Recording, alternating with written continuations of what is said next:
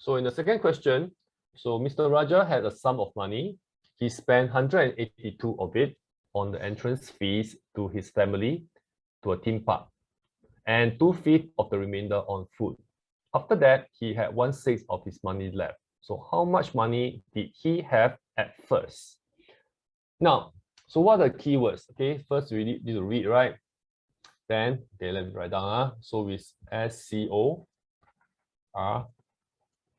right? So we have already searched for the information, then we have to check for keywords, right? The sum of money, he spent 182 of it on tickets for theme park and 2/5 of the remainder on food.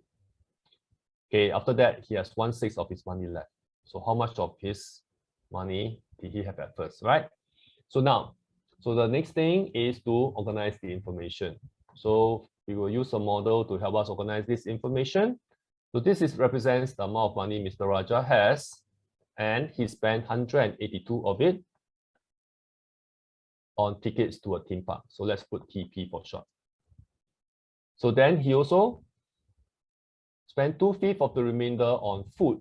So food, 1, 2, 3. So food, there's 5. We're able to split the remainder into 5, of which these 2 units are spent on food. So this is the tricky part. It says that after that, he has 1/6 of his money left. So these 3 units is actually equals to 1/6, okay, of his total value, right? So let's write down units first. So next, so therefore, we know that 1/6 of his money is represented by 3 units. How about 1/2, which is 6/6 of his money? Can the members of the audience let me know how many units would that be? If 1/6 is 3 units, how about 1/2, which is 6/6? So how many units would that be?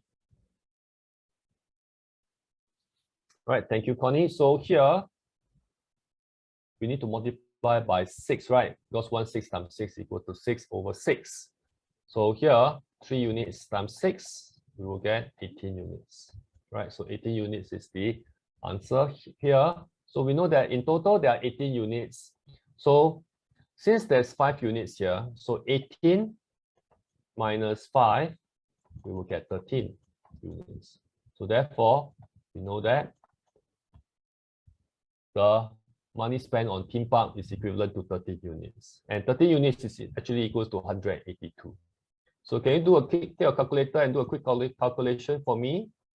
So if 13 units is 182, right? What's the value of 1 unit? Okay, when we divide 182 by 13. Okay, once you have it, let me have your answer. Right, thank you, Mei Yan. So here we have $14, right? So now the next thing is how much money did he have at first? We know that he has 18 units at first, right? So we'll work out the total at first. So that will be 18 units, right? Can you help me do a quick calculation as well this time? So 18 times 4, 14. How much would that be? Right, thank you, Mei Yan. How about the rest of you? Selena, do you have your answer for me?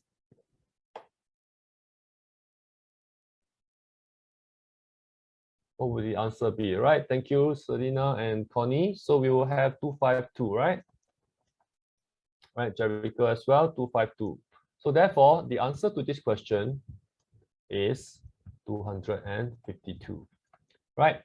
So this is the model, is where we organize the information. R is where we reach for the answers, and this is the portion that is where we reach for the answers, right? So E, as I mentioned, is to evaluate for accuracy. You can do it in one of 2 ways. Okay, the first way, okay, is to work forward for more time, make sure your calculation is correct, or you can work backwards and make sure you can get back the original numbers. Okay, you only do that at the end of your paper. Remember, right? Not after every question. Otherwise, you do not have time to solve every one, okay, of those questions given in the exams.